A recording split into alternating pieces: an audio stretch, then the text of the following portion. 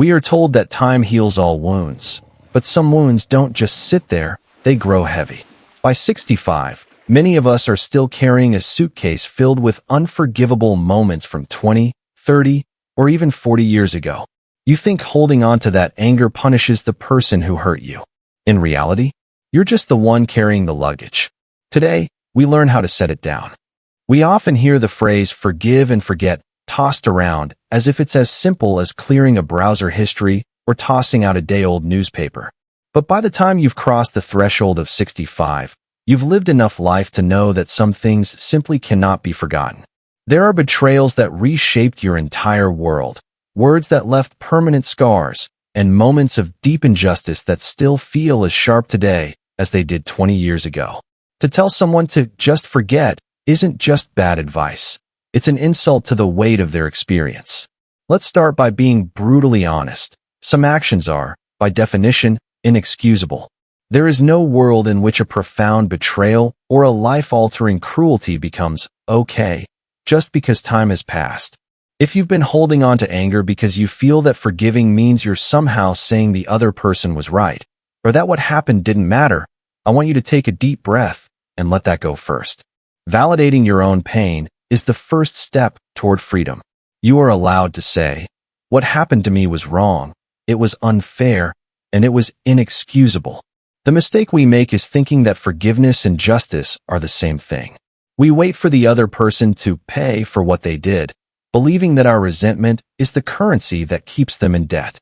We act like a debt collector who refuses to leave the front porch of a bankrupt house, hoping that if we just wait long enough, the person inside will finally come out with what they owe us. But at this stage of life, you have to ask yourself, how much of your own precious energy are you spending on that collection effort? Defining the unforgivable is about distinguishing between the behavior and the burden. Releasing the debt doesn't mean the debt was never owed. It means you've realized the person who hurt you is never going to pay it back, and you are tired of being the one who has to keep the books. It's the moment you decide that your peace of mind is worth more than the satisfaction of a sorry that may never come. You aren't letting them off the hook. You're simply deciding that you are no longer willing to be the hook itself. This isn't about the other person's character. It's about your own quality of life. As we move through our 60s and beyond, the unforgivable moments often act like anchors, keeping us moored in a past that no longer exists. To define the unforgivable is to acknowledge the wound, honor the scar, but ultimately decide that the story of the rest of your life will not be written in the ink of someone else's mistakes. You are clearing the ledger, not because they deserve it, but because you deserve to walk into your next chapter with empty hands and a light heart. We often wait for a knock at the door that will never come.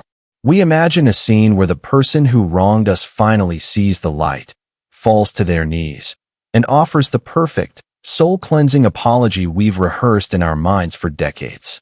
We tell ourselves that once they acknowledge the depth of the shadow they cast over our lives, only then can we find the key to our own shackles. But this is the great myth of the other person, the belief that forgiveness is a transaction, a bridge that requires two people to build. The truth, though it can feel lonely at first, is far more empowering. Forgiveness is a solo act. It is 100% internal process that has almost nothing to do with the person who hurt you and everything to do with the person looking back at you in the mirror. You do not need their permission to heal. You do not need them to be sorry, and you certainly do not need them to be present.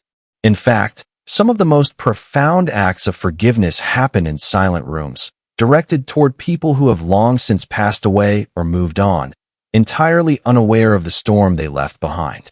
Think of your resentment like a heavy iron chain. For years, you've believed that by holding on to your end of that chain, you are keeping the other person tethered to their crime. You feel that if you let go, they simply float away, unpunished and free. But look closer at that chain. Notice whose hands are calloused and bleeding from holding it. Notice who is restricted in their movement, unable to walk toward new joys because they are anchored to an old ghost. When you forgive, you aren't handing the other person a key. You are realizing that the lock was on your side of the door all along. This shift in perspective is the ultimate pivot. It moves forgiveness from being a favor you do for a villain to a gift you curate for a hero, yourself. At 65 and beyond, you start to realize that your emotional real estate is far too valuable to be occupied by people who didn't care for you then and don't deserve your thoughts now. To wait for them to participate in your healing is to give them continued power over your future. It's like staying in a burning building because you're waiting for the person who started the fire to come back with a bucket of water. You have the power to put out that fire yourself. You can decide, unilaterally and without consultation, that the case is closed. This isn't about reconciliation. You don't have to invite them to dinner or even speak to them ever again.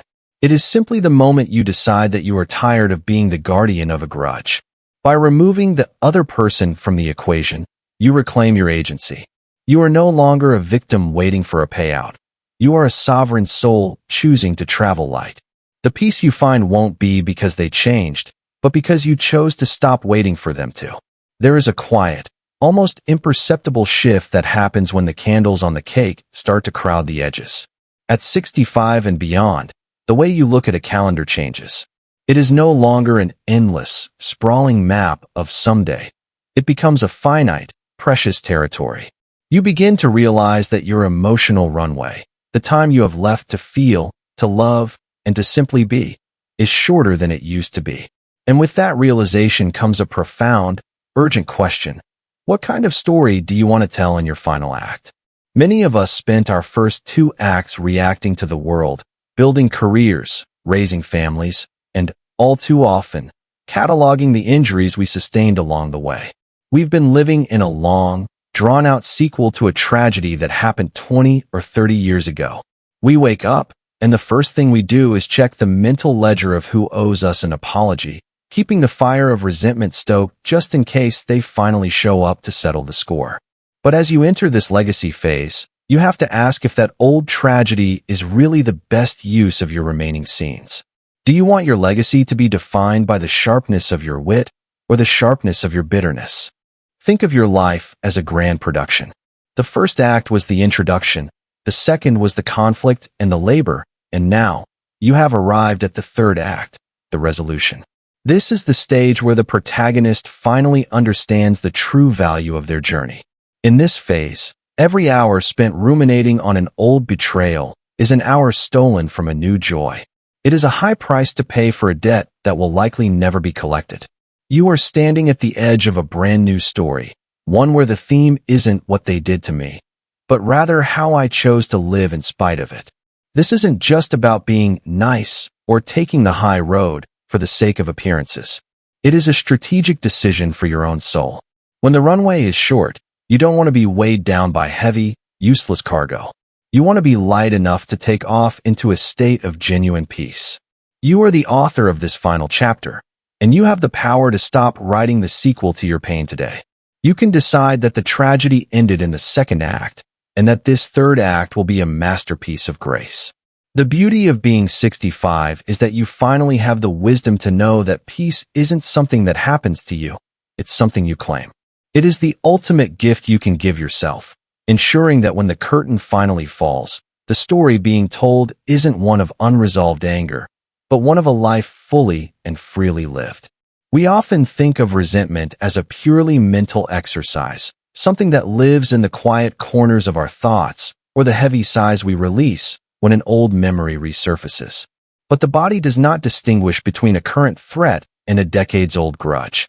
To your nervous system, the unforgivable isn't a ghost from the past, it is a predator in the room. Every time you revisit that betrayal or stoke the embers of that old anger, your brain signals a state of emergency. It triggers the fight or flight response, flooding your system with stress hormones that were meant to help you outrun a lion, not to sit with you in your living room for 30 years. At this stage of life, the physical toll of this constant state of high alert becomes a debt we can no longer afford to pay. Chronic resentment acts like a slow leak in your vitality. When your body is perpetually braced for a conflict that has already ended, your heart never truly finds its resting rhythm. The muscle that has carried you through 6.5 decades is forced to work harder, staying tense and vigilant, which over time can fray the very foundations of your cardiovascular health. You are, quite literally, breaking your own heart over someone who likely isn't giving you a second thought. The biological reach of bitterness extends even further, creeping into the sanctuary of our sleep. It's hard to find rest when your mind is busy litigating a court case from 1995. When we don't sleep deeply, our bodies lose the window they need to repair cells and clear out the mental fog of the day. Perhaps most frightening is what this prolonged stress does to our memory. High levels of cortisol, the primary stress hormone, can actually act like a corrosive acid on the parts of the brain responsible for forming new memories and retrieving old ones. By holding on to the bitter details of what went wrong, we may be inadvertently sacrificing our ability to hold on to the beautiful details of what is going right today. Your body is the vessel that must carry you through this precious third act. It is the only home you have, and it deserves better than to be a storehouse for toxic memories. When you choose to let go of the unforgivable, you aren't just performing a mental reset. You are giving your physical heart a chance to soften, your nervous system a chance to exhale, and your mind the clarity it needs to stay sharp and present. Forgiving is, in a very real sense, a biological necessity. It is the act of deciding that your physical well-being is more important than the satisfaction of a grudge. It is choosing to stop the internal war so that your body can finally find the peace it has earned. The mind has a peculiar way of becoming its own worst enemy when it hasn't found peace. It functions like a broken record, the needle stuck in a deep, jagged groove, playing the same painful refrain over and over. You know the sound. The replay of that one conversation where you were dismissed, the slow-motion memory of the moment the trust was shattered, the what-ifs that keep you pacing the floors of your mind at 3 a.m. This is the broken record effect of trauma, the process of reliving a moment so many times that the memory feels more real than the present day. When we hold on to a grudge, we aren't just remembering a past event. We are inviting it to happen to us again every single day. We allow the person who hurt us to move into our mental landscape, taking up the most valuable real estate we have. We give them a seat at our dinner table, a place in our car on long drives, and the first word when we wake up in the morning. They live there rent-free, consuming our focus and our energy, while they might be miles away or even years gone, entirely indifferent to the space they occupy in our souls. By reliving the hurt, we effectively hand the remote control of our emotional life back to the person who mistreated us. We are essentially saying, "You hurt me once in 1985, and I will allow you to hurt me every day for the next 40 years by replaying it." It is a heavy, exhausting way to exist. At 65, you begin to see the tragedy of this exchange. You are trading the vibrant, living colors of your current life for the faded, gray static of a past that cannot be changed. You are choosing to be a spectator of your own pain rather than the protagonist of your current joy. The distinction between reliving and living is found in the decision to lift the needle off the record. It requires acknowledging that while the event happened, it is not happening now. The person who wronged you is no longer in the room, unless you bring them there. To stop reliving is to finally evict the tenant who has overstayed their welcome by decades. It is the act of looking at the empty chair they've occupied in your mind and deciding that it's time to fill that space with something new. Perhaps a hobby you've ignored, a friendship you've neglected, or simply the quiet, beautiful sound of your own breath. You deserve to live in a house that belongs entirely to you, free of the ghosts of people who never deserved your hospitality in the first place. This brings us to the most narrow and difficult passage of the journey, the empathy bridge. For many, the very word empathy feels like a betrayal of their own suffering. It sounds like we are being asked to like the person who hurt us, to shake their hand, or to tell them that what they did was acceptable. But let's be clear, empathy is not an act of kindness toward them. It is an act of clarity for you.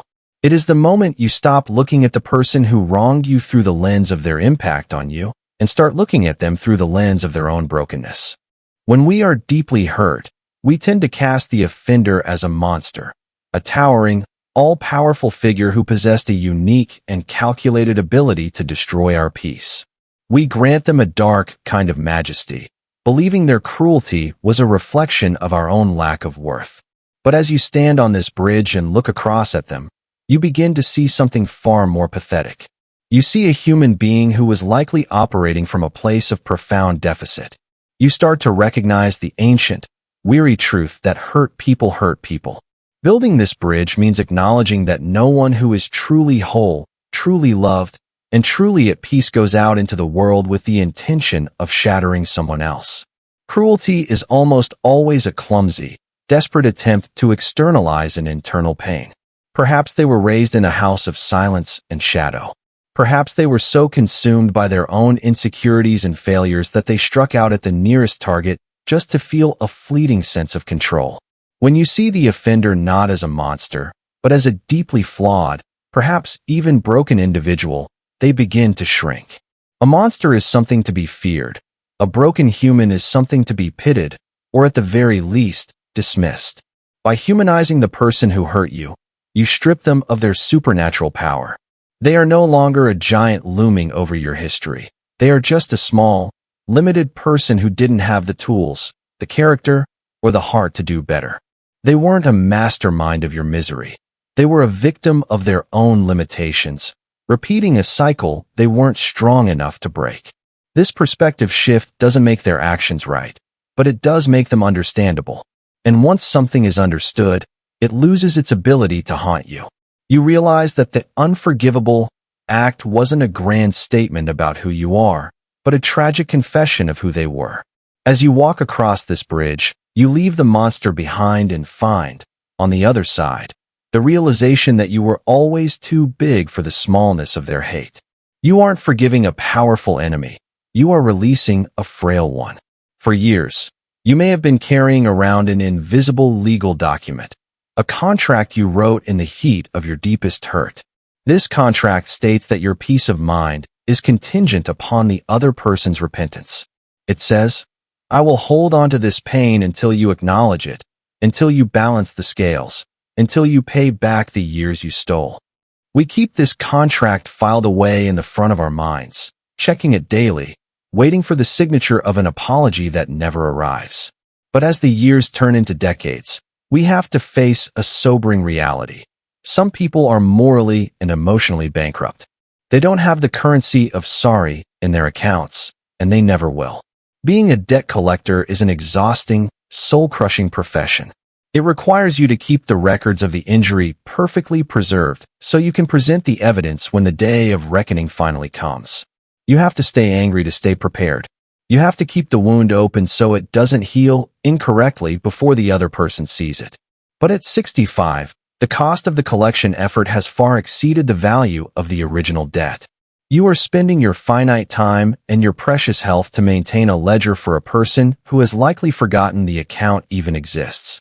This is where we lean into the power of unilateral forgiveness. It is perhaps the most radical act of self-love available to us. It is the moment you decide to tear up the contract, not because the debt was paid, but because you are simply tired of being the one who has to collect it. You aren't saying the other person is innocent. You are saying that you are finished being their accountant. You are closing the case file and walking out of the courtroom, leaving them to stand before an empty bench. Tearing up that contract is an executive decision made by the sovereign of your own life. You don't need to call them to tell them. You don't need a witness. You just need to look at that list of grievances and realize that the paper it's written on is the only thing keeping you from holding something better.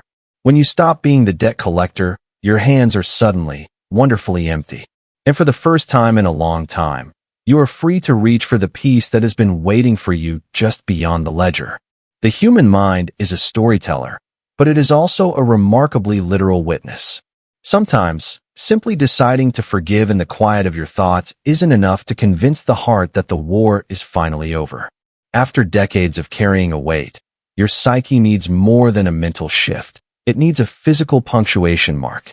It needs a ritual of release, a tangible action that signals to your brain, in no uncertain terms, that the case is closed and the evidence has been destroyed. One of the most profound ways to do this is through the practice of the unsent letter. Find a quiet place where you won't be interrupted, take a physical pen and paper, and begin to write to the person who hurt you. This is not a letter of reconciliation, and it is certainly not a letter they will ever read. This is a space for the raw, unedited truth. Pour out the anger, the grief, and the what-ifs that have lived in your chest for years. Describe the weight of the suitcase you've been dragging. By moving these thoughts from the nebulous space of your mind onto a physical page, you are externalizing the pain. You are taking the poison out of your system and putting it somewhere else. Once the page is full and your heart feels empty, you must decide how to handle the evidence. For many, a burning ceremony offers the most powerful sense of closure. There is something ancient and transformative about watching your grievances turn into smoke and ash. As the edges of the paper curl and blacken, visualize the emotional tether between you and that past event dissolving. Watch as the words that once had the power to keep you awake at night become nothing more than gray dust scattered by the wind. If fire doesn't resonate with you, perhaps you might choose to shred the letter or even bury it in the earth, allowing the soil to compost your old pain into something new. The specific method matters less than the physicality of the act. When you physically destroy the paper, you are sending a high-voltage signal to your nervous system. You are telling your brain, "This no longer exists in my world." It is a way of closing the open loop that has been draining your energy for years. By the time we are 65, we have seen enough to know that some things can never be fixed, but they can be finished. A ritual is simply a way of saying the end to a chapter that has gone on for far too many pages. It is the moment you stop talking about the weight and finally open your hands to let it fall. When you walk away from that ritual, you aren't just leaving behind a piece of paper. You are stepping into a lighter version of yourself, finally ready to see the sunset without the glare of the past in your eyes. We have spent so much time looking outward, pointing the finger at the villains who crossed our paths and the betrayals that left us reeling. We've worked through the rituals, torn up the contracts, and emptied the suitcases of others' making. But now, as the dust settles, we find ourselves standing before the most formidable adversary of all, the final boss. Often, the person we find most difficult to forgive isn't the one who broke our heart or the one who lied to our face. It is the person we see in the mirror. It is the younger version of ourselves who made that disastrous choice, missed that once-in-a-lifetime opportunity, or said the words that can never be taken back. After 65, regret can feel like a heavy fog that threatens to roll in and obscure everything you've achieved. We look back with the clarity of decades and judge our younger selves with a harshness we would never show a friend. We become an internal tyrant, sentencing our former selves to a lifetime of shame for mistakes made in ignorance, fear, or survival. But here is the profound unfairness of that judgment. You are punishing someone who no longer exists for not knowing things they hadn't learned yet. You are holding a trial where the prosecutor has 30 years of extra experience and the defendant was just trying to make it through the week. To be a true elder, a source of wisdom and light for the generations coming up behind you, you must first call a ceasefire within your own soul. You cannot be a beacon of grace for your grandchildren or your community if you are still a warden for your own past. When you hold on to self-loathing, you are essentially saying that your mistakes are more powerful than your capacity to grow.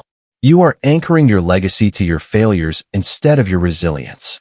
Self-forgiveness is the act of looking back at that younger version of you, the one who was messy, impulsive, or perhaps even selfish, and saying, "I see you. I see how hard you were trying with the tools you had, and I release you." It is recognizing that the unforgivable thing you did was part of the curriculum that made you the wise person you are today. You didn't just make a mistake, you earned a lesson. The final gift you give yourself is the permission to be human. It is the realization that your story isn't ruined by the dark chapters, it is deepened by them. As you finally lay down the whip of self-criticism, you find that the space once occupied by regret is suddenly filled with a quiet, steady kind of peace. You aren't just moving on from your past. You are finally coming home to yourself, whole and forgiven, ready to walk into the sunset with nothing left to prove and no one left to punish. We return, at last, to that same stretch of shoreline where our journey began. The sun is once again dipping toward the horizon, painting the sky in a bruised palette of deep violets, burnt oranges, and soft, glowing golds. But something fundamental has changed. The air feels different. The rhythmic crash of the waves is no longer a backdrop to the internal noise of a court case being argued in the mind. Most importantly, as you look down at the sand behind you, the deep, jagged trench is gone. There is no rusted iron suitcase being dragged through the tide. Your hands, once white-knuckled and cramped from gripping a handle that had become part of your identity, are now open, relaxed, and remarkably light. This is the aftermath of the unforgivable. It is the quiet that follows the storm of 1,000 why me questions and the silence that settles when the broken record finally stops its scratching. Walking along this beach at 65 or 70, you realize that for years, you weren't just carrying a burden, you were occupying a space that was meant for something else. When your heart is full of the jagged edges of a grudge, there is no room for the soft textures of the present. When your mind is a warehouse for old injuries, there is no shelf space for new memories. The true gift of forgiveness isn't just the absence of anger. It is the sudden, vast expansion of your internal world. It is like finally clearing out a room in your house that has been boarded up for decades, only to find that it has the best view of the garden. Suddenly, you have the emotional bandwidth to notice the way the light hits the leaves in the morning. You have the patience to truly listen to a friend without your mind drifting back to an old betrayal. You have the energy to invest in a legacy of kindness rather than a legacy of litigation. Life after the unforgivable is not a life without scars, but it is a life where the scars no longer ache when the weather changes. You look at the sunset not as a reminder of another day lost to resentment, but as a masterpiece you finally have the eyes to see. You understand now that the time you have left is too precious to be spent as a guardian of a ghost. The ledger is closed. The debt is canceled. The suitcase has been reclaimed by the sea. As you take these steps into your third act, remember that you didn't do this for the person who hurt you, and you didn't do it because you had to. You did it because you deserve to be free. The gift you've given yourself is more than just peace. It is the sacred, open space to finally love what's left. And in this golden hour of your life, that space is the most beautiful thing you own.